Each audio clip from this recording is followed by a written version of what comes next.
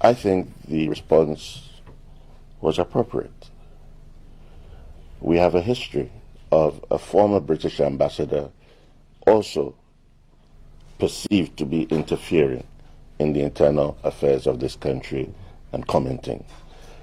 I don't believe that is a tradition that should be perpetuated by any High Commissioner coming to this country.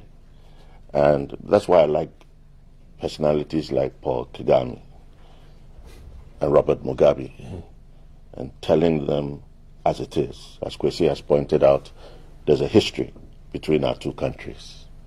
And there's a high level of hypocrisy that has happened between not just Britain, but the world, and in their so-called actions or global actions.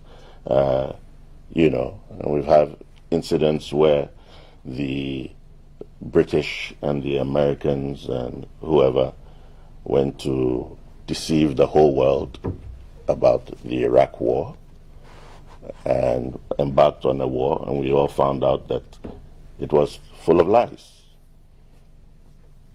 Do you know the millions or hundreds and thousands of Iraqis who lost their parents, who lost their children based on lies? Why should I listen to anybody from the High Commission? When things were happening in Rwanda, the world stood by, and millions were slaughtered, and they stood by, and they watched it. Today they're all crying about Ukraine. Millions have been killed in Syria,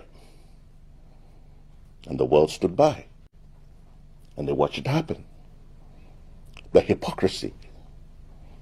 So, if we are having issues with our internal matters, where it borders on national security, I think that they should be circumspect in how they come out with some of these things. And those of us who think that tweets are just a few lines should remember the Trump era,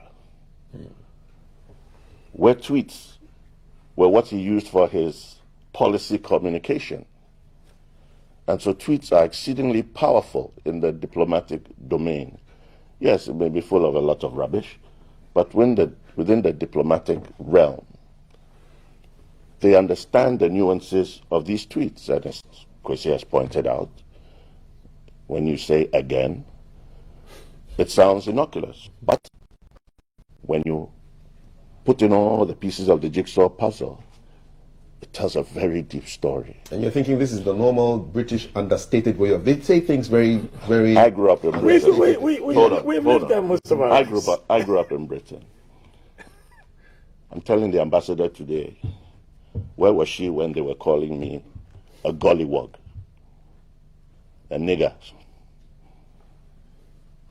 Where was she when I stood on the train stations and they were doing at me? And you had to fight. Where was she? Hello.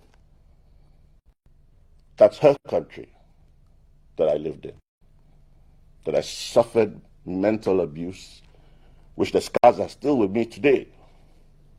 So I don't tolerate any nonsense from anybody with any other skin color who thinks that they are better than me. And have a right to just open their mouths and talk any way they want to.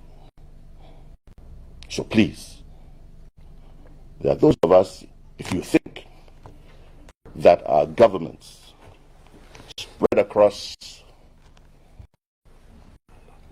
these generations or decades have let us down as Africans, they do not represent the majority of us in this country. And I will not tolerate anything that sounds condescending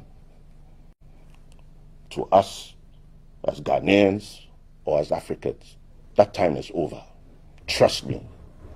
And you're going to have a new generation who will walk in the shadows of Kagame and Mugabe and Sankara and the rest. And you had better be ready for it. Because the only thing you can do is take our lives. According to you, we don't even have lives. We're just a bunch of monkeys climbing some trees somewhere with no sense in our heads. That time has changed.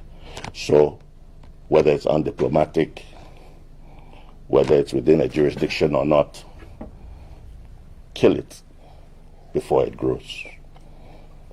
And there should be a wind of change in the era of diplomacy in this country. Look at the effort this man has gone through to try and reform the Ghana Police Service. And within the context of our national security and the upsurge of a narrative that has been tried to be placed upon this country that has taken us to the brink, where we thought that at one point we might break out into civil war, or recently terrorist threats and acts of terrorism in this country. And so timing is of essence of statements like this that reinforce a certain narrative of our country. I don't believe our country deserves that.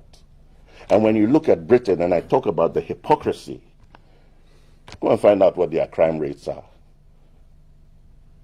Go and find out what the issues they've had with terrorism and whether they are playing with it. Why should we?